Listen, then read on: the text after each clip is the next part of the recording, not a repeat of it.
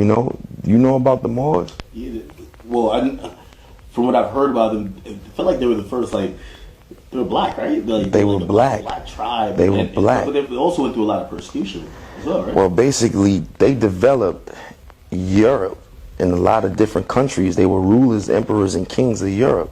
And today they depict them to be Arab brothers, but they were actually black brothers, African brothers.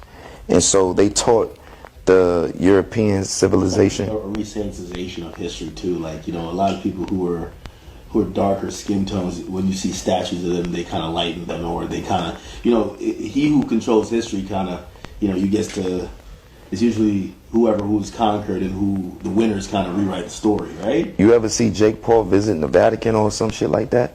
He be going off like, they got this person as a merchant. This is a Moorish queen. She ruled for da-da-da-da-da-da. Yo, this is crazy, like da-da-da. And he be catching backlash on TikTok off that shit, like, you know what I'm saying? But it's the truth. The truth of the matter is people get caught up in colorism. And history is history.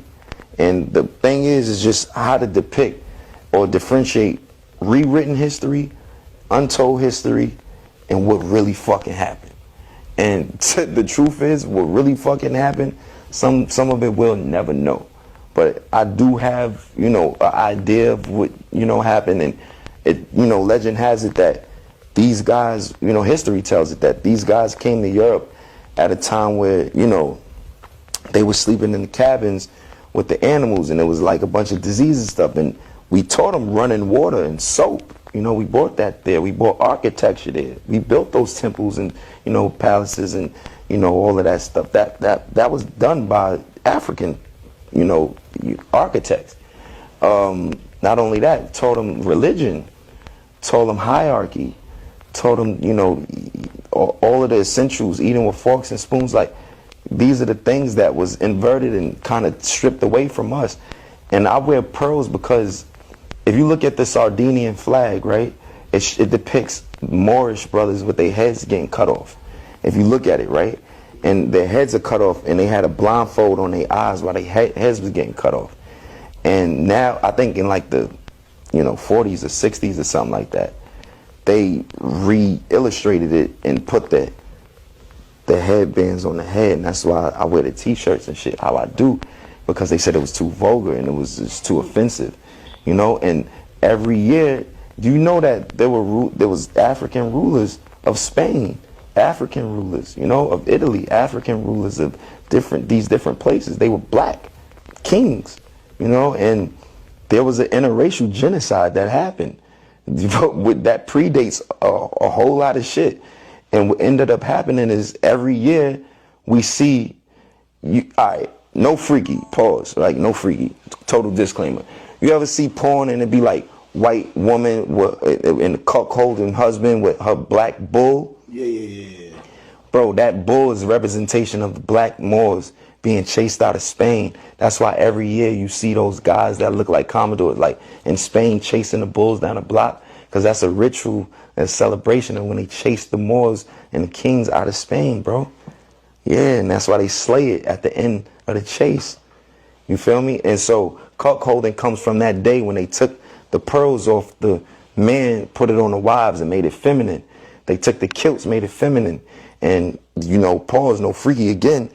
The men raped the black men in front of their own wives, and they made their wives rape the black men. And that's where, legend has it that cuckolding derived from, bro. This shit is twisted. So family, kuna vitu kama viwili hapa vya kuweza kurekebisha katika maongezi haya ya ASAP Rocky alipokuwa akiongea na DJ Akademiks. Kitu cha kwanza ni neno black. Wametumia neno black ili uweze kuelewa, lakini kiuhalisia ili neno black halitakiwi kulitumia kwa Mwafrika yoyote au kwa mtu yeyote mweusi duniani, kwa sababu neno black kiuhalisia kwanza halimaanishi mtu mweusi, linamaanisha mtu ambaye hana rangi. So neno black inamaanisha ni zeruzeru, ambapo wazungu ndio wanatakiwa kuitwa black, ambapo sasa ukienda kisheria unakuta kwamba hilo neno linakuweka katika kundi la kitumwa, ambapo inakutoa katika thamani ya binadamu na inakuweka katika thamani ya kitu. Hata ukifanywa makosa yoyote kisheria, hakuna mahakama yote duniani inaweza kusaidia. So ukitaka kujua zaidi unaweza kucheki clip ya Rizal Islam alikuwa amekuwa akijaribu kuongelea hilo neno ambalo lipo kwenye hii channel pia, japokuwa kwa channel ya YouTube wamefungia hii clip, ndio maana saa zingine inabidi uelewe kwamba kuna mada zingine ambazo tunaongelea hapa ambapo hizi platform hazitaki watu wajue kweli kinachoendelea. Na ukienda kiundani kwamba kuna kitu kinaitwa Christian Black Code, ambapo wewe kama ni Mkristo pia wewe unahesabika kama black kisheria, haijalishi uwe mzungu au uwe rangi gani. Kwa hiyo kama utakuwa kwenye hii channel utaweza kujua zaidi na zaidi, kwa sababu lengo la hii channel ni kuangazia vitu muhimu viwili: masuala ya kisheria kuhusiana na Waafrika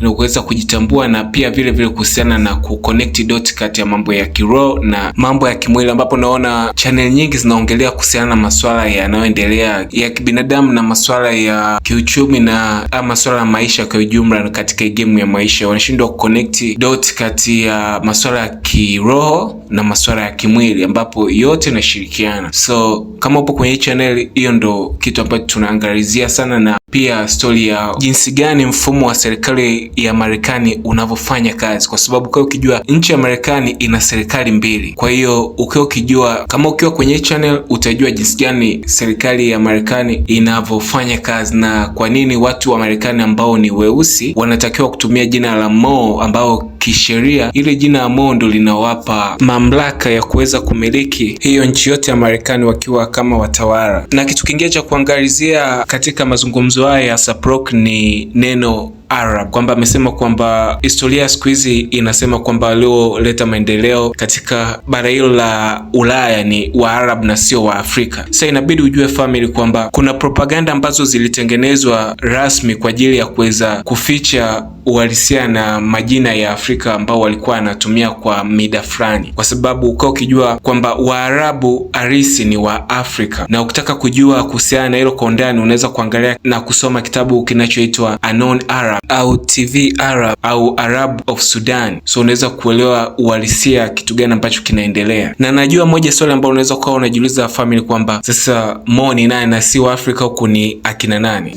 Ukijua kwamba unapoongelea kuhusiana na Mo au ongelee kuhusiana na rangi ya watu weusi au watu aina fulani, Mo inawakilisha kizazi fulani ambacho kilileta maendeleo katika hii dunia kwa kipindi fulani. Kwa hiyo kwa lugha rahisi au kwa kifupi kwamba kila mtu ni Mo, na haijalishi wewe unajua au haujui, lakini unapokuwa unajua ni kwamba inakupa advantage ya kuweza kujua haki zako na kuweza kuepuka baadhi ya matatizo ambayo utaingia endapo hautajitambua kuwa wewe ni Mo. Kwa hiyo nikumbushe family ya kwamba adui wa Mwafrika sio mzungu wala sio Mwafrika, bali adui wa kila mmoja wetu ni ujinga. Na ndio maana tupo hapa kwa ajili ya kuweza kuelimishana na kukumbushana juu ya mambo muhimu tunayotakiwa kuyaelewa na kuangalia kwa undani, ili tuweze kuishi maisha katika kiwango kile ambacho tulitakiwa kuishi. Kwa hiyo ni hayo tu kwa leo family, tupo pamoja.